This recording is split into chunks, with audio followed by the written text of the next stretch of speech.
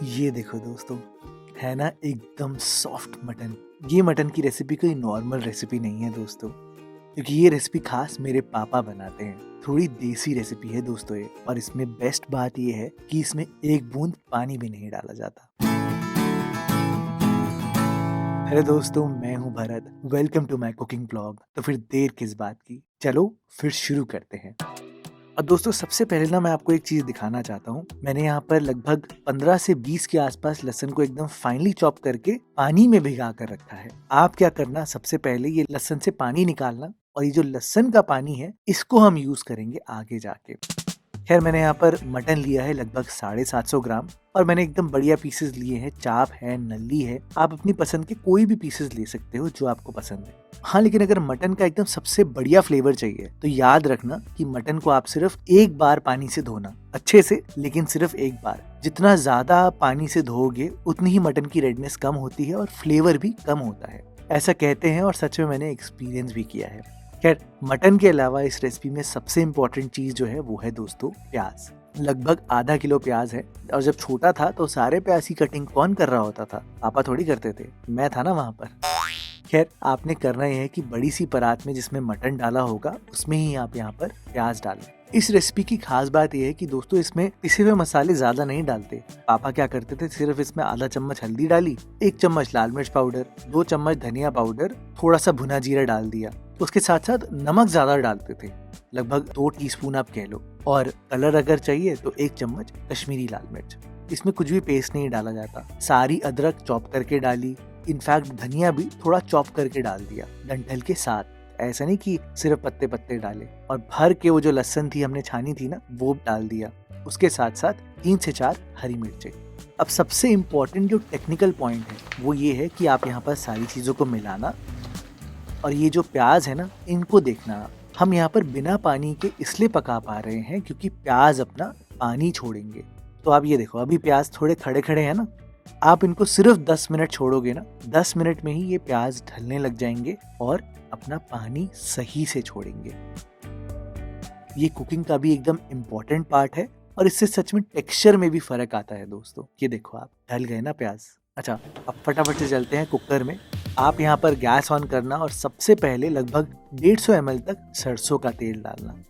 देखो, ये मटन दोस्तों सरसों के तेल में ही बनता है, और अगर आप देसी तरीके से बना रहे हो तो आपको सबसे पहले सरसों के तेल को फाड़ना होगा। तो सरसों का तेल आप गरम करना, और गरम गरम तेल में ध्यान रखना, ये स्टेप बहुत इंपॉर्टेंट है। जैसे ही धुआं निकल जाए आप गैस को सबसे पहले बंद करना। बहुत इंपॉर्टेंट पॉइंट है दोस्तों। गैस बंद करने के बाद ही आप यहाँ पर बहुत ही थोड़ा सा लहसुन का पानी डालना, और फटाफट से बंद कर देना। ध्यान रहे प्लेट हाथ में होनी चाहिए, क्योंकि अगर आप ढकोगे नहीं तो सारा तेल बाहर आ जाएगा। ये थोड़ा देसी तरीका है दोस्तों, लेकिन ऐसे ही किया जाता है ताकि सरसों की घास थोड़ी कम हो सके। आप ये देखो, अब सरसों का तेल। अब आपने गैस को ऑन करना है, और इसमें थोड़े खड़े मसाले डालने हैं। 1 चम्मच जीरा, आधा चम्मच तक सौंफ, 2 बड़ी इलायची, इसके साथ साथ 5 लौंग, 4 छोटी इलायची, 1 जावित्री के साथ 3 तेज पत्ता, और लगभग 4 से 5 सूखी लाल मिर्चें। इसी के ऊपर ही आप यहाँ पर अब मटन डाल देना, और अगर आप चाहते हो तो आप यहाँ पर 3 लहसुन की कलियां भी डाल देना। देखो दोस्तों, इससे सच में स्वाद में बहुत फर्क आता है। थोड़ा देसी तरीका है तो स्वाद थोड़ा पंची तो होगा ही होगा। सबसे पहले आप गैस को हाई फ्लेम पर रखना, और यहाँ पर मटन और प्याज में हीट लेकर आना। गरम करना है पहले प्याज और मटन, तो 5 मिनट लगातार चलाते हुए पकाना। जैसे ही मटन हीट पकड़ ले, अब आपने गैस को लो फ्लेम पर करना है, और बस ढक्कन लगाकर आपको 10 से 15 मिनट पकाना है। देखो, बीच में एक बार स्टर जरूर करना। स्टर करने से आपके प्याज जो गल रहे हैं वो भी पिसना शुरू करेंगे और पानी रिलीज करना शुरू करेंगे। तो मैंने लगभग 2 बार ऐसे ढक्कन खोल के स्टर किया है, और 15 मिनट के आसपास आप खुद ही देख सकते हो कि इससे कितना पानी रिलीज हो चुका है। दैट्स इट दोस्तों।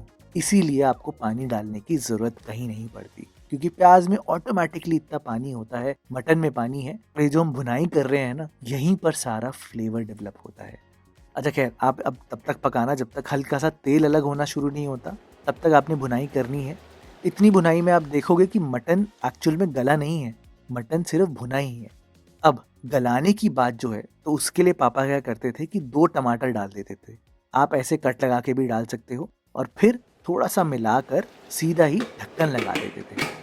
अब देखो दोस्तों, मैं यहाँ पर एक वार्निंग आपको दे देता हूँ। पहले के टाइम पे क्या होता था दोस्तों कि एल्यूमिनियम के कुकर होते थे, और एल्यूमिनियम के कुकर में जब पकाते थे तो उसमें पानी ज्यादा देर तक रहता था, नीचे लगने के चांसेस कम होते थे। वहीं आजकल स्टील के कुकर ज्यादा यूज होते हैं, तो स्टील में क्या होता है कि लगने के चांसेस ज्यादा होते हैं। बाय चांस इस स्टेज पर आपको ये दिखता है कि आपका मटन नीचे लग रहा है आपके स्टील के कुकर में, तो आप यहाँ पर आधा कप पानी डाल देना और फिर यहाँ पर मटन को गलाना। ध्यान रखना दोस्तों।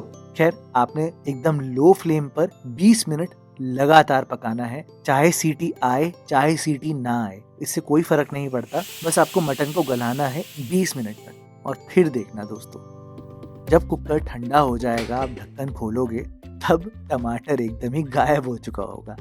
और रही बात मटन की, तो ये देखो पूरी तरीके से गल चुका है। अब लास्ट स्टेप करना है आपको, तो बस ये करना है कि गैस को एकदम लो फ्लेम पर रखना है, थोड़ा बहुत चलाना है ताकि टमाटर भी अच्छे से मिल जाए हमारी ग्रेवी में। इसी टाइम पर आप यहाँ पर 1 चम्मच भर के कसूरी मेथी डालना, और आप खुद ही नोटिस करो यहाँ पर गरम मसाला भी नहीं डाला है। देखो दोस्तों, सूखे मसाले ज्यादा डालने की जरूरत नहीं है, खड़े मसाले तो हमने डाले ही है ना। बस लो फ्लेम पर आप ढक कर इसको 5 मिनट पकने देना, और फिर ढक्कन खोल के देखना दोस्तों, तेल एकदम ऊपर आ जाएगा, और जो मटन बनेगा ना, सच में सबको याद रहेगा। ये रेसिपी दोस्तों मेरे दिल के तो बहुत पास है। आप भी कोई भी पार्टी में बना कर देखना, आपके घर में भी सबको बहुत ज़्यादा पसंद आएगी।